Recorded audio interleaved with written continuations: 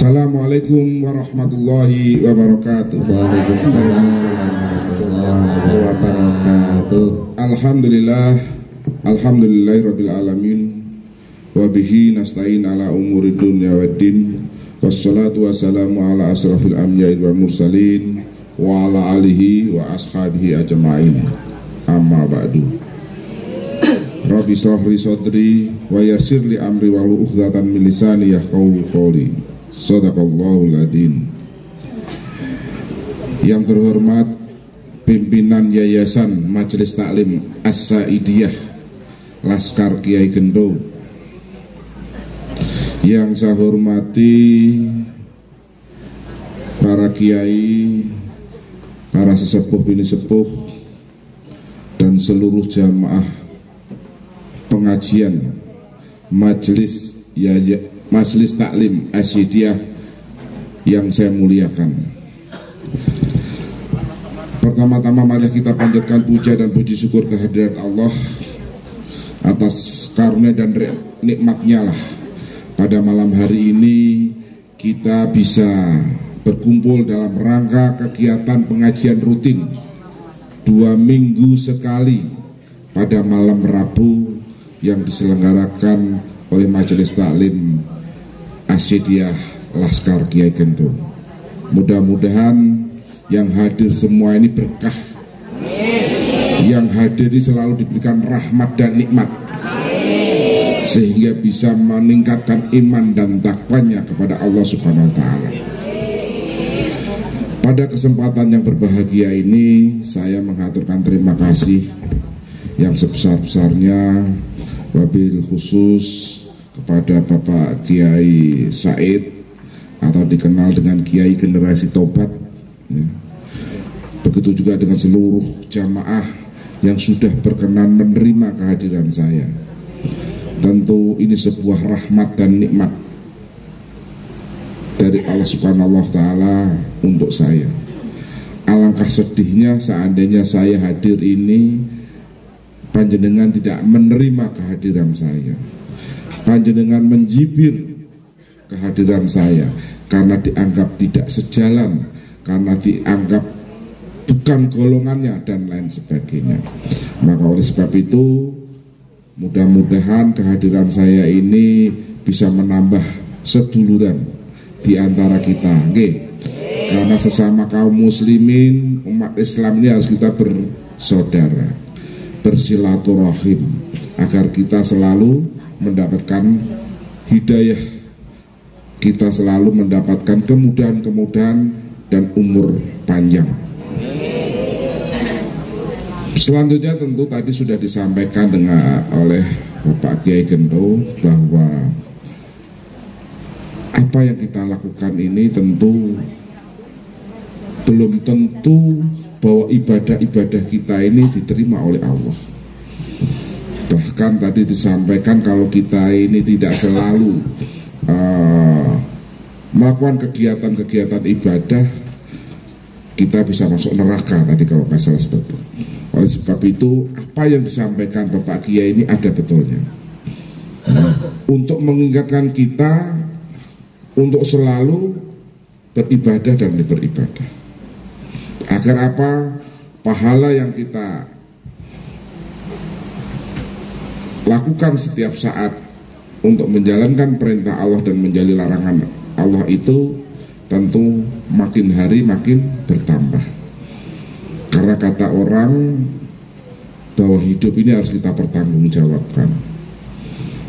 Kata Kiai, hidup ini kelak akan dihisab.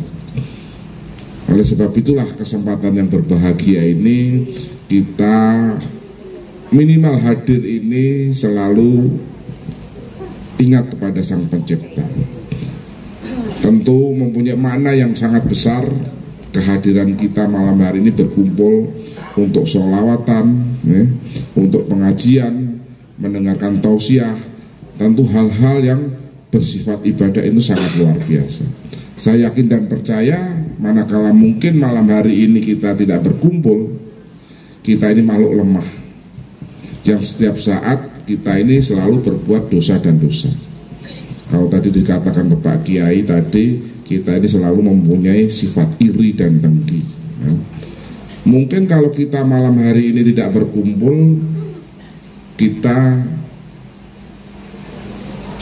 oleh tetangga selalu menggunjing, selalu mungkin berpikir yang jelek, ngerumpi kata orang sekarang ini. Nah, alhamdulillah panjenengan ini minimal apa yang biasanya mungkin Bapak Ibu masih suka menggunjing tetangga, suka mencerita tetangga yang kurang baik, malam hari ini minimal kita tidak berpikir untuk kesana, selalu berpikir untuk ibadah dan ibadah. Ini mempunyai makna yang sangat besar. Dan malam hari ini saya bisa hadir di tengah-tengah panjenengan tentu sebagai sarana silaturahim dan sebagai kesadaran kita, saya untuk selalu meningkatkan iman dan takwa. Monggo panjenengan semua ini termasuk pengikut-pengikut Muhammad yang beruntung, yang selalu meningkatkan iman dan takwa, selalu ibadah dan ibadah.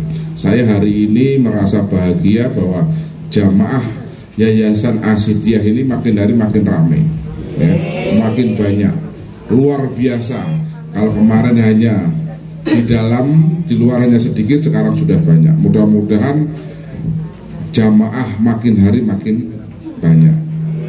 Karena makin doa kita makin banyak, tentu makin diijabahi oleh Allah Subhanahu wa Ta'ala. Selanjutnya tentu pesan dari saya tidak terlalu banyak, ya, sederhana, tapi jaga rasa kebersamaan, kerukunan umat beragama. Sesama muslim, apalagi sebentar lagi akan ada pemilihan umum di tahun 2024. Saya berpesan kepada panjenengan jauh-jauh hari, ya, pilihlah presiden yang memang menjadi harapan kita, yang bisa berpikir untuk kepentingan masyarakat banyak, kemaslahatan umat, ya. Jangan berbeda pendapat, jangan berbeda pilihan, besok terus tidak saling mengenal. Nah, ini kita sayangkan. Jadi saya berpesan, Kendal ini harus guyup masyarakatnya. Kendal sisi harus tentram masyarakatnya. Karena mayoritas Kabupaten Kendal ini adalah masyarakat atau orang-orang yang selalu mengedepankan silaturahim. Karena biasanya kalau di tahun politik ini sudah mulai, ya, memanas, panjenengan ikut-ikut, ya, padahal tidak ngerti, ya. Jadi pesan saya sudah prinsipnya memilih nanti saat di TPS. Saya tidak berani untuk mengarahkan ABC karena ini sebuah beban moral buat saya. Ya, saya mengarahkan si A, ternyata si A nanti jadi tapi tidak amanah, tentu saya juga menanggung dosanya. Jadi harapan saya, mari kita jalin persatuan dan kesatuan, khususnya jamaah yang ada di Yayasan Asidiyah ini. Dan begitu juga saya berpesan kepada panjenengan, mari kalau kita bisa meramaikan majelis pengajian ini, saya juga berpesan juga makmurkan masjid-masjid yang ada di wilayah atau kampung Bapak Ibu sedanten. Karena Allah itu sangat menyukai, Allah itu sangat bangga dengan masjid atau musola yang dimakmurkan oleh para jemaah. Allah itu begitu bangga dengan isi dalam masjid, bukan megahnya masjid. Karena dengan panjenengan ikut memakmurkan masjid itu, ikut berarti ikut berpartisipasi membangun baik mental, spiritual kepada seluruh warga masyarakat Kabupaten Kendal. Karena konsep dari pemimpin itu adalah bagaimana masyarakatnya mempunyai iman dan takwa. Makanya ada konsep ulama dan umaroh itu harus bersatu. Kalau ulama dan umaroh tidak bersatu, saya yakin dan percaya negeri ini tidak akan aman. Ya, sehebat apapun pemimpinnya, tapi tidak sejalan dengan para kiai-kiai, saya yakin dan percaya bahwa sebuah negeri, sebuah desa, sebuah kabupaten itu tidak akan mendapatkan kebaikan dalam hidupnya. Karena konsepnya apa? Bahwa pemerintahan akan baik manakala warga masyarakatnya selalu dekat pada Sang Pencipta. Ya. Ini harus panjenengan yakinkan. Barang siapa yang bisa memamurkan masjid, barang siapa yang ikut memamurkan masjid, maka di daerah itu, di wilayah itu akan insya Allah akan makmur. Karena konsep pemerintah sendiri itu hanya tugasnya sebetulnya dua: bagaimana bisa mensejahterakan rakyat dan membuat rakyat itu aman. Ya. Mensejahterakan rakyat artinya apa yang menjadi permasalahan dan kendala masyarakat, pemimpin harus bisa mengayomi dan melindunginya. Kuncinya kembali lagi karena keimanan dan ketakwaan kepada Allah Subhanahu wa Ta'ala. Dan pada kesempatan yang berbahagia ini, saya sebetulnya mau menawarkan untuk umroh, tapi saya janji tidak malam hari ini, biar jamaahnya makin banyak. Giliran kulon apa Pak? Kulone nggih, makanya setiap hari harus berdoa dulu nggih. Saya kemarin mengumrohkan jamaah itu, ada salah satu ibu-ibu itu cerita dengan saya. Setiap habis sholat dia selalu memohon, ya Allah, berilah kesempatan hambamu untuk bisa hadir di Baitullah. Ini kata salah satu jemaah ibu-ibu. Tapi dia sadar bahwa dia tidak punya uang, tidak mungkin bisa. Nah, ini salah satu contoh. Tapi setiap saat doanya seperti itu. Ya alhamdulillah, tiba-tiba ada orang yang mengumrohkan. Jadi kalau panjenengan juga harus berpikir seperti itu. Oh, aku berdoa untuk bisa hadir di rumah Allah, aku duit aja tak duit. Nah, itu jenengan artinya orang yang sudah putus asa. Jadi harapan saya, ya, mari kita berdoa dan berusaha. Saya sebetulnya mau menawari sekarang, tapi lebih baik nanti saja. Ya, karena hari ini itu sudah terdata 17 orang. Ya, 17 orang, tadi pagi bahkan baru kita bisa membuat paspor. Besok pagi, tapi data tadi pagi sudah kita keliling, besok kita pasporkan. Nah, hal ini untuk berangkat itu pun untuk berangkat November. Memang kita selesai Oktober 2 bulan sekali. Ya. Insya Allah nanti yang di sini, khusus di sini banyak, langsung 2 atau 3. Insya Allah setelah ini 17 berangkat, akhir November, Desember baru saya berkeliling lagi di jamaah-jamaah pengajian untuk menawarkan para jamaah yang minat untuk beribadah umroh. Tentu persyaratannya sederhana. Persyaratannya sederhana. Yang akan saya berangkatkan umroh itu yang pertama orang yang memang benar-benar belum pernah ibadah umroh. Yang kedua tentu orang yang benar-benar ibadahnya tekun. Ibadahnya tekun. Oleh sebab itu nanti mungkin ada tes juga, ya, ada pertanyaan, coba mungkin talbiyah bisa nggak, gitu. Karena kita ini umroh kan sebetulnya sederhana aja, bisa talbiyah, bisa doa masuk masjid, bisa doa keluar masjid, bisa sholat jenazah. Nih, sholat jenazah itu di sana setiap waktu, Bu, ya, maghrib ada sholat jenazah, isya ada yang meninggal, duhur, asar ada, bahkan subuh kadang-kadang juga ada sholat jenazah. Karena semua ibadah-ibadah di sana itu kan dilipat gandakan. Jadi alangkah meruginya suatu saat kita untuk sholat jenazah kita tidak melaksanakan sholat ibadah, sholat jenazah, ya. Karena kata Rasulullah bahwa sholat satu waktu di sana itu ganjarannya hingga 100.000. Bayangin kalau 100.000 satu waktu duhur, terus satu hari ada 5, sudah 500.000. Belum ditambah kita sholat ba'diyah, ya, qobliyah, belum sholat atahiyul masjid, belum sholat itu tadi jenazah, belum sholat tahajud, ya, dan masih banyak sholat-sholat lagi, ya. Jadi alangkah meruginya kalau panjenengan tidak siap untuk menjalankan ibadah umroh. Jadi saya berpesan kepada panjenengan, kalau yang pengen umroh, saya akan tes, ya, yang akan dilakukan di sana, saya akan tes di sini. Saya kemarin di Sukorejo, ya, rupanya mereka sudah siap. Di Boja, di Pacifitan. Terus saya kemarin di Banyutowo juga seperti itu. Jadi mereka rupanya juga sudah siap. Nah, ini saya sampaikan kepada panjenengan, itu hal yang mendasar yang panjenengan nanti akan lakukan kalau panjenengan menjalankan ibadah umroh.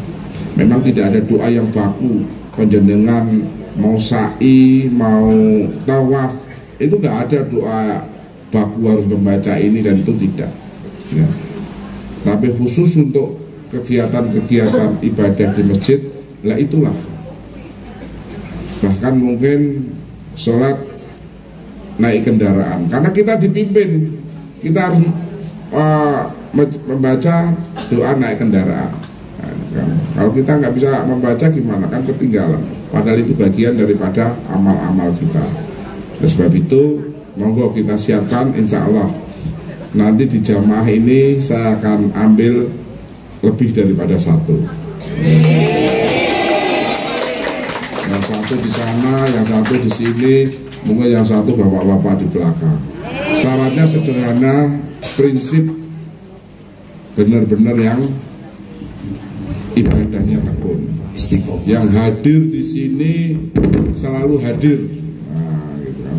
Tapi hadirnya 2 bulan sekali. Nah, ini masa mau hadir, mau dapat umroh kan gitu. Jadi saya rasa saya cukupkan. Mudah-mudahan ke depan ibu-ibu jamaah ini bisa saya yang berangkat itu memang benar-benar mempunyai bekal ibadah yang baik. Biasanya kalau saya yang menunjuk itu pas, ya. Tapi kalau orang lain yang nunjuk nggak pas, nggak tahu. Saya kadang-kadang nggak tega. Pak Yai tolong tunjuk, Pak Camat tolong tunjuk. Kadang-kadang malah nggak pas, ya. Bahkan saya sudah pesan yang berangkat belum pernah umroh malah sudah haji, kecolongan 1 sudah haji berangkat, ikut berangkat juga. Dan ini kita sayangkan, ya. Jadi gambarannya mengoten Bapak Ibu, insya Allah apa yang saya lakukan pun saya tidak punya tendensi, ya. Karena saya ini juga orang sudah cukup dewasa, sudah cukup umur. Artinya untuk apa kalau saya punya uang kalau bukan untuk berbagi kepada sesama muslim. Kalau duit ditumpuk malah jadi penyakit, nih. Duit ditumpuk malah nanti rebutan anaknya, ya, jadi warisan. Jadi lebih baik duit itu saya titip ke jenengan, nanti saya minta di akhirat saya. Jadi saya mengumpulkan itu konsepnya gitu, saya titip duit saya, nanti saya minta kalau saya sudah di akhirat. Jadi itu tujuan saya. Jadi tidak ada yang lain. Kalau saya hari ini saya menjadi wakil bupati, memang menjadi tugas bagaimana saya harus bisa mengayomi warga masyarakat saya. Saya bisa duduk sini kan karena panjenengan ini. Yeah. Saya duduk di sini karena panjenengan. Kalau dulu jenengan nggak milih saya nggak mungkin bisa duduk di sini kan. Jadi konsep saya harus dekat dengan warga masyarakat, harus dekat dengan panjenengan, harus mau mendengar apa yang menjadi keluhan. Panjenengan kepengin ngobrol, pengen sowan di rumah dinas monggo, ya. 1 kali 24 jam pintu terbuka lebar-lebar. Kenapa saya tadi terlambat? Tamunya banyak. Akhirnya saya bilang, saya mau ke sana dulu sudah. Besok ketemu lagi. Jadi saya mau berangkat, ada tamu lagi. Saya mau berangkat, tamu sudah nunggu. Akhirnya yang ketiga, sudah besok aja saya sudah ditelepon sama Kiai Gendro, saya harus ada di pengajian malam hari ini. Ya. Ada hal-hal apa aja, insya Allah selama saya bisa bantu akan saya bantu Bapak Ibu. Karena apa? Sesama Muslim itu memang harus kita saling bantu membantu. Tidak ada kepentingan lain. Mudah-mudahan kita ini selalu diberi berkah. Kita jaga akidah kita. Ya. Maka sampaikan kepada warga yang mungkin belum hadir dalam kegiatan pengajian di sini, ajak agar jamaahnya jauh lebih bagus, lebih banyak. Kalau perlu 2 minggu sekali jadi seminggu sekali. Nah, 2 minggu jadi seminggu sekali. Betul Bu? Nggih, matur suwun. Nggih. Mudah-mudahan kita semua ini diberkahi oleh Allah, diberi umur yang panjang, umur yang bermanfaat. Ya. Mudah-mudahan kita ini semua husnul khotimah. Kenapa husnul khotimah? Memang hidup harus kita pertanggungjawabkan, kan Pak? Ibadah-ibadah kita kan belum tentu diterima oleh Allah. Nah, makanya kita perbanyak ya. Pengajian di sini terus menerus, minimal ibadah ini kalau ditimbang banyak amalnya daripada dosanya. Wong kita ini masyarakat manusia itu makhluk lemah yang setiap saat membuat dosa. Ini betul Bu. Merasani wong dosa betul. Di dalam hatinya dengki dosa betul. Dosa lah itu kan, artinya makhluk lemah itu kan. Kita jalan nggak kita sadari nyerita tonggone itu dosa juga. Mudah-mudahan dengan pengajian inilah minimal yang kita cerita tentang ibadah dan ibadah. Mengotot Bu J, matur suwun. Salam hormat saya untuk bapak-bapaknya yang di rumah ya. Karena ini hampir mayoritas ibu-ibu ini. Ajak bapak-bapaknya untuk ikut juga pengajian. Panjenengan masa masuk surga tapi bapaknya masuk neraka, masuk jenengan tega. Pun tarik untuk ikut nggih. Bahkan saya kemarin di acara pengajian di Kendal itu, di pendopo itu, karena ibu-ibunya banyak, bapak-bapaknya sedikit, saya sengaja tunjuk, ya pokoknya dari isi hati saya, ibu ini, nah, gitu. Dengan harapan bapaknya ada nggak? Ada, ya udah berdua, nah, itu. Tapi kalau seandainya bapaknya nggak ada, nggak jadi saya, nah gitu. Jadi istilahnya hal-hal seperti apa tujuannya apa?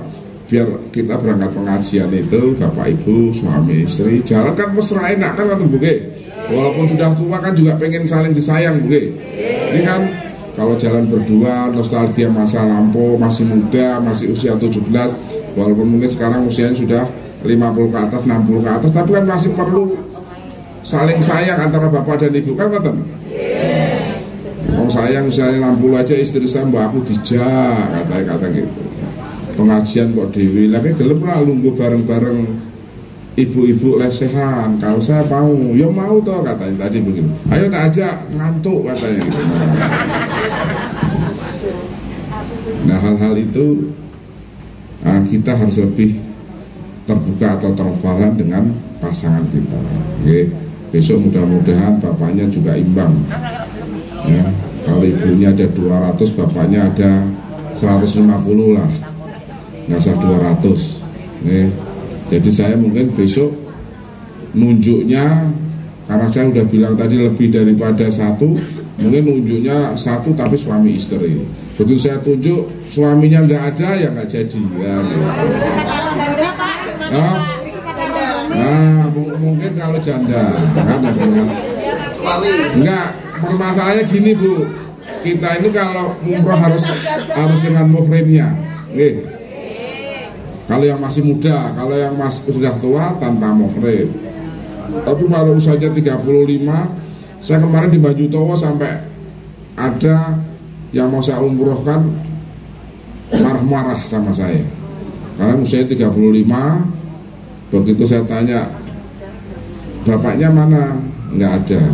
Terus usianya 35. Nah ini kan ada aturan karena kita umroh ini harus dengan muhrimnya, dengan suaminya. Nah kalau tidak, ya bisa dengan dipasangkan oleh yang umroh yang mungkin yang mendampingi kan buatan enak. Masa jenengan mau didampingin oleh itu hanya sekedar untuk persyaratan di umroh aja kan gak enak, jalan bareng seolah suami istri, padahal bukan. Kita udah berdosa dulu kan gitu, membohongin. Namanya muhrimnya tapi bukan muhrimnya kan gitu. Yang penting bisa berangkat kan salah juga. Nah itulah hal-hal seperti itu saya menginginkan seperti begitu saya tunjuk masih muda ya saya tuntut untuk ada nggak bapaknya, suaminya. Begitu suaminya di rumah saya nggak jadi. Kemarin di Baju Tawa itu ada marah-marah dengan saya. Tadi saya sudah disuruh tarbiyah, saya sudah bisa katanya seperti itu. Tapi yang ikut banyak, saya nggak tega, saya serahkan sama tokoh masyarakat. Tokoh masyarakat mungkin lebih tahu, muncullah ibu-ibu. Rupanya ibu-ibu itu ada putrinya yang hafid Al-Quran yang barusan wisuda ya. Nah, jadi pas. Nah, dia marah-marah. Ini salah satu contoh seperti. Jadi mengatakan ibu nggih, bapak-bapak matur suwun, saya malam hari ini bisa hadir dalam acara pengajian. Mudah-mudahan saya adalah bagian daripada jamaah sini. Artinya sama-sama. Insya Allah saya akan selalu hadir. Manakala mungkin saya tidak ada kegiatan, saya akan setiap saat hadir. Tapi kalau mungkin pas ada kegiatan, tentu mungkin saya tidak bisa hadir. Prinsip saya akan lebih dekat dengan panjenengan karena anggap bahwa kita ini satu jamaah di Kiai Gendro ini. Jadi jamaah di sini termasuk saya. Saya punya jamaah termasuk Minggu Wage di Pendopo. Ada yang ikut Minggu Wage di Pendopo, Bu? Betul Bu? Minggu Wage itu di Pendopo pagi, jamaah ke atas sangat itu, sekian pundi-pundi. Jam 7, jam 7, jam 8. Seminggu sebulan apa? Sebulan. Minggu Wage tiap minggu. Selapanan deh setiap minggu. Tanggal 15 besok. Monggo di sana makin hari juga makin banyak, sekarang sudah sampai 500 gitu. Mengatakan Ibu nggih, matur suwun, salam hormat kawula, salam ta'zim kawula, mudah-mudahan kita semua diberkahi oleh Allah Subhanahu wa taala. Akhir kata wabillahi taufiq wal hidayah. Assalamualaikum warahmatullahi wabarakatuh.